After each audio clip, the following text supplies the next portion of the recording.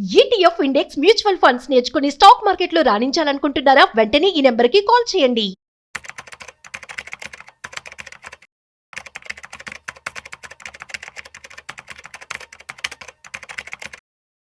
నమస్తే సుందరమరెడ్డి గారు. నమస్తే సార్. సో వెరీ ఇంపార్టెంట్లీ ఒక పానిక్ సిచ్యువేషన్. ఇంటి బయటికి వెళ్తే జనాలు నార్మల్ గా పానిక్ అయ్యేవాళ్ళు, కానీ ఇప్పుడు ఇంట్లో కూర్చొని కూడా పానిక్ ఫీల్ అవుతున్నారు.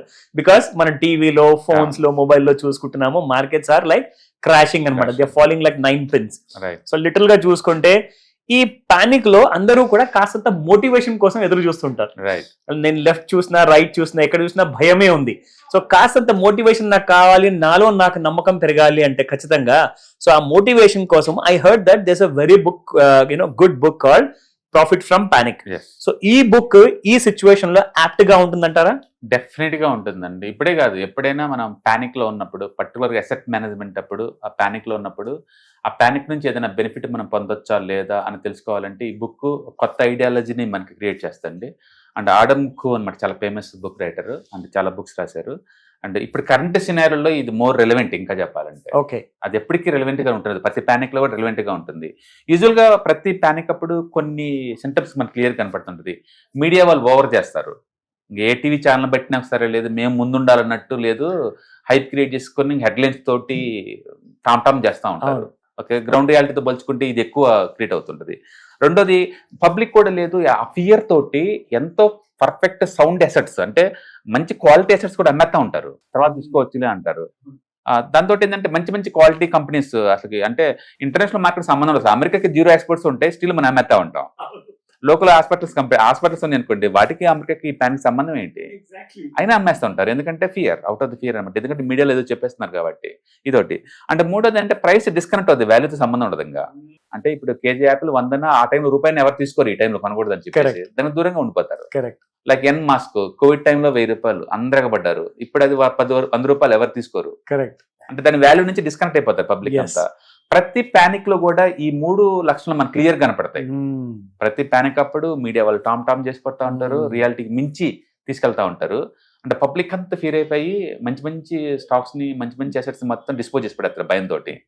అండ్ మూడోది ఏమి, ప్రతి స్టాక్ కూడా దాని ఒరిజినల్ వాల్యూతో పోల్చుకుంటే ఇంకా డిస్కౌంట్ లో వస్తుంది, అయినా దూరంగా ఉంటారు. కరెక్ట్, అందరు దూరంగా ఉంటారు. ఈ 3 లక్షణాలు కనపడతాయి. ఇప్పుడు కరెంట్ సినారియోలో కూడా ఈ 3 కనపడతాయి. ఈ కరెంట్ సినారియోలో కూడా, ఎందుకంటే ఎక్కడో కూర్చున్న ట్రంప్ టారిఫ్లు వేస్తే అమెరికాతో ఎక్స్పోర్ట్ సంబంధం లేని స్టాక్స్ కూడా కొలాప్స్ అవడం ఏంటండి? అసలు వాటికి సంబంధం లేదు. అమెరికన్ ఎకానమీ ఏమి పని చేస్తారు, సంబంధం లేని స్టాక్స్ బోల్డ్ ఉన్నాయి ఇక్కడ. ఓకే, ఇది ఇండియన్ పవర్ సెక్టర్, దాని సంబంధం ఏంటండి? ట్రాన్స్మిషన్ దాని సంబంధం ఏంటండి? ఎక్స్పోర్ట్ చేయరు, వాళ్ళు చేయరు. లోకల్ హెల్త్ కేర్ సంబంధం ఏంటండి? ఎంతకంత ఉండొచ్చు, స్టాక్ మార్కెట్ కాబట్టి, గ్లోబల్ విలేజ్ కాబట్టి ఎంతకంత ఉండొచ్చు. డైరెక్ట్ రెవెన్యూ అంతా ఏముండదు, అని ఎఫెక్ట్ ఏముండదు కదా. But end of the day entire market sentimental గా వర్క్ చేస్తుంది కాబట్టి అవి కూడా కొలాప్స్ అవుతా ఉంటాయి అనమాట. కానీ మనకు అలాంటి బుక్స్ చదివినప్పుడు ఏంటంటే ప్రాఫిట్ ఫ్రమ్ పానిక్ లాంటివి ఐడియాలజీ డెవలప్ అవుద్ది బాగా.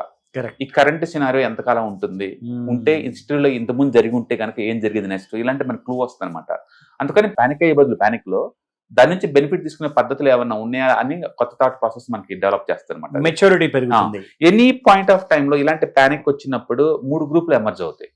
ఒకటి పానిక్ సెల్లర్స్, వాళ్ళకి భయంతో అమ్మేసుకొని లాస్ తీసుకుని బయటకు వెళ్ళిపోతారు. ప్రస్తుతానికి జంప్ అవ్వాలి, ఇది ఈ సినారియోలో ఉండకూడదు, ఈ టెన్షన్ మనం బేర్ చేయలేమంటారు. దే ఆర్ నాట్ ప్లాన్డ్ అనమాట. మార్కెట్ అయిన తర్వాత అది ఖచ్చితంగా పడుతుందండి, ఎవరి 10 to 15%. నువ్వేం అడుకోలేవు. లాస్ట్ 45 years హిస్టరీ చూసుకోండి, పడకుండా లేకుండా ఉన్న 1 year కూడా లేదు. రీజన్స్ మారుతుంటాయి, మేబీ కరెక్ట్, రీజన్స్ మారుతుంటాయి, బట్ పట్టం కామన్ అన్నింటిలో. అందుకని ఎవ్రీ ఇయర్ యూజువల్ గా stock market 10 to 15% main Nifty పడుతుంది. చిన్న చిన్న సెక్టర్స్ ఏం కాదు, సంబంధం లేదు, ఎంత పడచ్చు. ఎవ్రీ 5 years ఒకసారి 20-30 కూడా పడుతుంది. డెక్కడికి ఒకసారి 60% దాకా పడుతుంది. అది కామన్. అది కోవిడ్ అప్పుడు మనం చూసాము 38% పడుతుంది నిఫ్టీ కోవిడ్ అప్పుడు. ఇప్పుడు పడింది చాలా తక్కువ దాంతో పోల్చుకుంటే. కాబట్టి పట్టం కొత్త ఏం కాదు.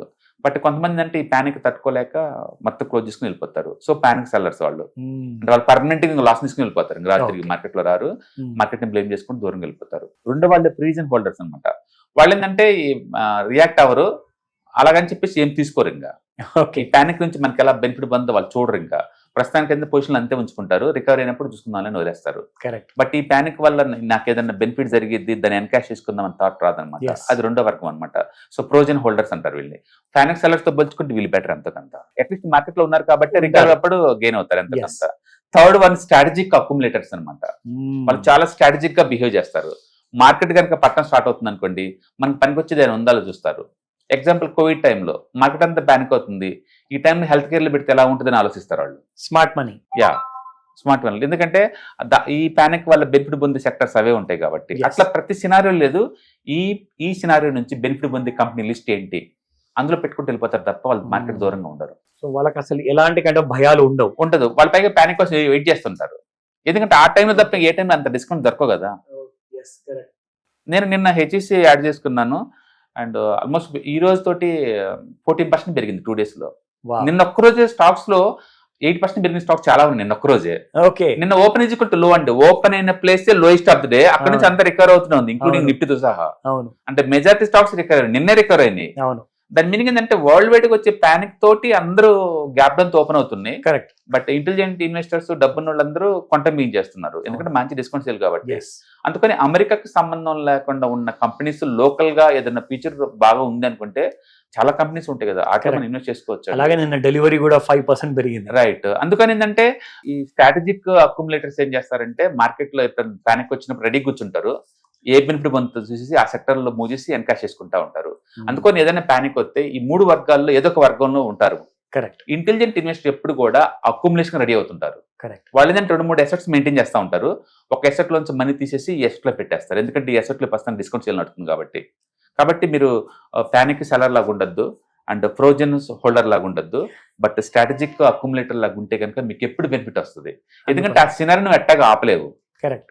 దాని నుంచి ఏమైనా బెనిఫిట్ వచ్చిందో లేదో చెక్ చేసుకోవాలి తప్ప దాని నుంచి దూరంగా పోవద్దు. అన్నిటికన్నా వరస్ట్ ఏంటంటే ప్యానిక్ సెల్లర్స్, ఎందుకంటే నాలెడ్జ్ లేకపోవటం వల్ల వచ్చిన ప్యానిక్. అది నాలెడ్జ్ ఉన్న వాళ్ళు అనుకోండి అందరు తెలుసు ఇది ఎక్కువ రోజులు ఉండదని విషయం. ఇవి ఏ పెయిన్ ఎక్కువ రోజులు ఉండదు, అది ఆ విషయం అందరికీ అర్థం అవుతుంది అనమాట. అందుకని బుక్స్ చదవడం వల్ల మనకు వచ్చే నాలెడ్జ్ ఏంటంటే వేరే వాళ్ళ పర్సనల్ ఎక్స్పీరియన్స్ షేర్ చేస్తూ ఉంటారు, కొన్ని వందల సినారీలు మీకు చెప్తారు, ఈ సినారీ ఇలా జరిగింది నెక్స్ట్ ఇలా రికవర్ అయిందనే విషయం. అందుకని నాలెడ్జ్ వెరీ వెరీ పవర్ఫుల్ అనమాట. ఇలాంటి ప్యానిక్ నుంచి ఆ రీజనల్ థింకింగ్ ని లాస్ అవ్వకుండా చూసిద్ది అనమాట నాలెడ్జ్ ఉండటం వల్ల. అందుకని the more you do read the books more you can understand better with the society. And books reading is అది అల్టిమేట్ అసెట్ అండి, అది నో డౌట్. అందుకే జ్ఞానం 3వ నేత్రం ఉన్నారు, ఎందుకంటే ఇవి పోవచ్చు ఏదో టైంలో, బట్ నాలెడ్జ్ పోదు ఎప్పటికీ, స్టేజ్ ఆల్ ద టైమ్ అన్నమాట. ఇట్స్ వండర్ఫుల్ బుక్ అండి. అంతే, సూపర్. సో వెరీ ఇంపార్టెంట్లీ ఇప్పుడు ఇంత పెద్ద పానిక్ ఉంది ప్రపంచం అంతా, అండ్ ఇది కాస్త 1 నుంచి 3 నెలల వరకు ఉండే అవకాశాలు చాలా ఎక్కువగా ఉన్నాయి. సో ఇక్కడ మనం ముఖ్యంగా చూసుకుంటే ఇలాంటి కైండ్ ఆఫ్ క్రైసిస్ లో ఇప్పుడు మనం పానిక్ గురించే మాట్లాడుకుంటున్నాము, గ్రేట్ ఆపర్చునిటీ ఉందని చెప్పి కూడా మాట్లాడుకుంటున్నాం. సో ఇలాంటి టైంలో ఐ థింక్ ఒక మంచి వెబినార్ ఏదైతే మీరు ప్లాన్ చేశారో, దట్ ఎనీబడి క్యాన్ ట్రేడ్, ఇందులో సీజన్ 22లో సో ఇందులో డిస్కస్ చేయబోయే పాయింట్స్ కానివ్వండి, అండ్ ఈ లైవ్ ఆన్లైన్ వెబినార్ లో సో ఇందులో ఈవినింగ్ 6 to 8 PM వరకు మీరు ఒక exclusive kind of an opportunity ఇవ్వబోతున్నారు అందరికి, నేర్చుకునే వాళ్ళకి. సో దీని గురించి కాస్త మా ప్రేక్షకులకు చెప్పండి. డెఫినెట్ గా అండి. సో బేసికల్ గా ఎనీ లే మ్యాన్ కూడా ఇన్వెస్ట్మెంట్ చేసుకోవచ్చు. పర్టికులర్ గా తెలుగు రాష్ట్రాల్లో ఉన్న అందరు కూడా ఇయర్లీ యావరేజ్ మీద ఒక 20 to 30% సంపాదించుకోవాలని కనుక మీ దగ్గర కసి కనుకుంటే ఎంతో డెప్త్ నాలెడ్జ్ ఏం అవసరం లేదండి స్టాక్ మార్కెట్ గురించి. స్టాక్స్ గురించి ఫండమెంటల్స్ గురించి ఏం తెలియాల్సిన అవసరం లేదు, కొంచెం కామన్ సెన్స్ ఉంటే చాలు. మీకు ETFs, index funds, mutual funds ద్వారా ఎనీబడి కెన్ మేనేజ్ అనమాట. సో ఇప్పుడు ఈ సీజన్ లో కూడా ప్రీతం రెడ్డితో వచ్చింది anybody can trade season 22 and private bank ETFs. Last 2 times మనం అదే తీసుకున్నాం. ఎవ్రీ టైం మనం 6 to 7% తీస్తున్నాం. మన రీసెంట్ కూడా ఇంత ప్యానిక్ లో కూడా ఎంత మార్కెట్ పడుతున్నా సరే మళ్ళీ మన మనీ తోటి ప్రాఫిట్ తోటి క్లోజ్ చేస్తాం 6% ప్రాఫిట్ తోటి. థర్డ్ సీజన్ లో కూడా మళ్ళీ సేమ్ ప్రొడక్ట్, ఎందుకంటే డబుల్ బాటం ఉంది, బ్రేక్అవుట్, పుల్ బ్యాక్ వచ్చేసింది. సో పర్ఫెక్ట్ ఎంట్రీ తీసుకున్నాం. రేపు బ్యాంక్ నిఫ్టీ వడ్డీ రేట్లు తగ్గించబోతున్నారు ఆర్బీఐలో, రేపు డెఫినెట్ గా అది పాజిటివ్ న్యూస్ అవుద్ది. నెక్స్ట్ కపుల్ ఆఫ్ మంత్స్ లో 2 times బ్యాంక్ రేట్ రిడక్ట్ చేయబోతున్నారు. ఎకానమీ చాలా స్ట్రాంగ్ గా ఉందండి, ఇండియన్ ఎకానమీ చాలా స్ట్రాంగ్ వరల్డ్. యాక్చువల్ గా యుక్రెయిన్ అండ్ రష్యా వార్ జరిగినప్పుడు ప్రపంచం ఏమైపోద్ది అనుకున్నారు. ఆ 2 wars వల్ల ఇండియా వాళ్ళు రష్యాతో టైప్ అయ్యి 6 లక్షల కోట్ల రూపాయలు సేవ్ చేసుకున్నారు ఎనర్జీ మీద. సో క్రైసిస్ లో కూడా ఆపర్చునిటీ. ఎస్, ఇంతకుముందు మనం ప్లానింగ్ ప్రాఫిట్ బుక్స్ గురించి సేమ్ ఇదే ఆపర్చునిటీ. వరల్డ్ మొత్తం లేదు భయపడతా ఉందా ఏం జరిగిద్ది అన్నది, బట్ మేజర్ బెనిఫిషియరీ మాత్రం ఇండియన్ మార్కెట్, ఎందుకంటే 6 లక్షల కోట్లు సేవ్ చేస్తుంది గవర్నమెంట్ వాళ్ళు. ఇప్పుడు ఈవెన్ ఈ ప్యానిక్ నుంచి కూడా ట్రంప్ బిగిన్ చేసిన ట్రేడ్ వార్ వల్ల కూడా వాళ్ళు ఎట్టాకు చైనాతో డి అంటున్నారు కాబట్టి అలాంటి బెటర్ మ్యానుఫ్యాక్చరింగ్ ఫెసిలిటీస్ ఉన్నది కేవలం ఇండియాలోనే. యాపిల్ ఉన్నారు, మైక్రోసాఫ్ట్ ఉన్నారు, గూగుల్ అందరు ఇక్కడే ఉన్నారు ఆల్రెడీ వాళ్ళన్నీ. అందులో ఇప్పుడు ట్రంప్ అడ్మినిస్ట్రేషన్ లో ఎక్కువ ఇండియన్స్ ఉన్నారు, ఇంతకుముందు ఎప్పుడు లేనంత ఉంది వాళ్ళు మన ఇన్ఫ్లుయెన్స్ వాళ్ళ దగ్గర. డెఫినెట్ గా ఇండియాకి మంచి జరిగింది. అవును, టెంపరీగా పెయిన్ ఉంటుంది, టాబ్లెట్ ఎప్పుడు చేతిగానే ఉంటుందండి, బట్ లాంగ్ టర్మ్ లో దానివల్ల గుడ్డే జరిగింది. కాబట్టి ఈ పానిక్ నుంచి కూడా ఇండియాకి ఎంతకంత బెనిఫిట్ రాబోతుంది ముందు ముందు రోజుల్లో. అందుకని టెంపరీగా పానిక్ చూడమాకండి, లాంగ్ టర్మ్ వెల్త్ క్రియేషన్ కోసం చూసుకోండి. సో నాలెడ్జ్ పెంచుకోవడం ద్వారా ఏంటంటే మనం ఇలాంటి పానిక్లు ఎలా హ్యాండిల్ చేయొచ్చు, ఎట్లా పీస్ ఆఫ్ మైండ్ తో ఉండొచ్చు, ఎంత ఈజీగా పీస్ ఆఫ్ మైండ్ తోటి లాంగ్ టర్మ్ జనరేషన్ వెల్త్ ఎలా క్రియేట్ చేసుకోవచ్చు, ఈ ETF index funds, mutual funds program ద్వారా మనం టీచ్ చేస్తాం అనమాట. సో ఆడియన్స్ కూడా అందరికీ ఎప్పటి నుంచో వాళ్ళు ట్రైనింగ్స్ అటెండ్ అవుతున్నారు. And anybody can trade 22 trades చేసాం మనం ఇప్పటి వరకు, లాస్ అనే కాన్సెప్ట్ లేకుండా. నేను చెప్పాలంటే చాలా ప్రౌడ్గా చెప్పుకోవచ్చు, నువ్వు ఇంత అన్సర్టినిటీ మార్కెట్ లో, ఇంత పానిక్ మార్కెట్ లో స్టిల్ సర్వే అవటే కష్టం అవుతుంది. ఈ మార్కెట్ లో మన తెలుగు వాళ్ళు 22 ట్రేడ్లు చేశారు ఇప్పటి వరకు వితౌట్ ఎనీ లాసెస్. వండర్ఫుల్ అది. ఓకే, సో డెఫినెట్ గా మీకు కాన్ఫిడెన్స్ ఇవ్వుతుంది, మీకు బూస్ట్ అవుతుంది, నాలెడ్జ్ పెరుగుతుంది, అండ్ బోల్డ్ అండ్ రిసోర్సెస్ దొరుకుతాయి. కాబట్టి ఇలాంటి ప్రోగ్రామ్స్ మీకు అటెండ్ అవుతుంది ద్వారా కాన్ఫిడెన్స్ డెవలప్ అవుతుంది అనమాట. ఇది ఎలాంటి సినారియోలో అయినా సరే మనం మనీ మేక్ చేసుకోవచ్చు అని థాట్ వస్తుంది. ముందు రోజుల్లో ఏమవుతుందంటే అన్సర్టనిటీ ఎక్కువ, గ్లోబల్ అన్సర్టనిటీ, ఈ ఆర్టిఫిషియల్ ఇంటెలిజెన్స్ అని అదన్ని ఇద్దరిని కాంపిటీషన్ ఎక్కువ, జాబ్స్ తక్కువ వస్తుంటాయి. ప్రతి ఒక్కళ్ళు ఎక్కువ సార్లు ఈ ప్యాసివ్ ఇన్కమ్ మీద సర్వైవ్ అవ్వాలి కూడా. ట్రూ, అలాంటి వాళ్ళకి ఏంటంటే ఈ కోర్సులు బాగా యూజ్ అవుతాయి. Thank you very much sir. Hi, stock market లో వాలటిలిటీకి దూరంగా ఉంటున్నారా? పోర్ట్ఫోలియోస్ అన్ని కూడా రెడ్ లో ఉండి బ్లీడ్ అవుతున్నాయా? అంటే స్టాక్ మార్కెట్ లో ఉండి సస్టైనబిలిటీ ఉన్న బిజినెస్ మోడల్ లాగా, లేదా స్టాక్ మార్కెట్ లాంగ్ టర్మ్ లో మంచి వెల్త్ క్రియేట్ చేసుకునే లాగా ప్లానింగ్స్ ఏమైనా ఉన్నాయా? అయితే అలాంటి వాళ్ళ కోసం ఈ ప్రోగ్రామ్ అండి, ETFs, index funds and mutual funds. మా స్టాక్ మార్కెట్ లో ఉండి కూడా సెక్యూర్ వేలో మనీ మేక్ చేసుకునే పద్ధతి ఏదైనా ఉందంటే రిటైలర్స్ కి ఈ మూడే అనమాట. దీంట్లో కాంప్రహెన్సివ్ గా మీకు ట్రైనింగ్ అండ్ గైడెన్స్ దొరుకుతుంది. అండ్ వీకెండ్స్ లో జరిగే ఈ ప్రోగ్రామ్ లో అటెండ్ అవడం ద్వారా ETFs, index funds and mutual funds లో మీ నాలెడ్జ్ పెంచుకోండి. మీ పోర్ట్ఫోలియో మీరే మెయింటైన్ చేయడం ద్వారా ఇయర్లీ యావరేజ్ మీద 20 to 30% మనీ మేక్ చేసుకోండి. All the best. Thank you.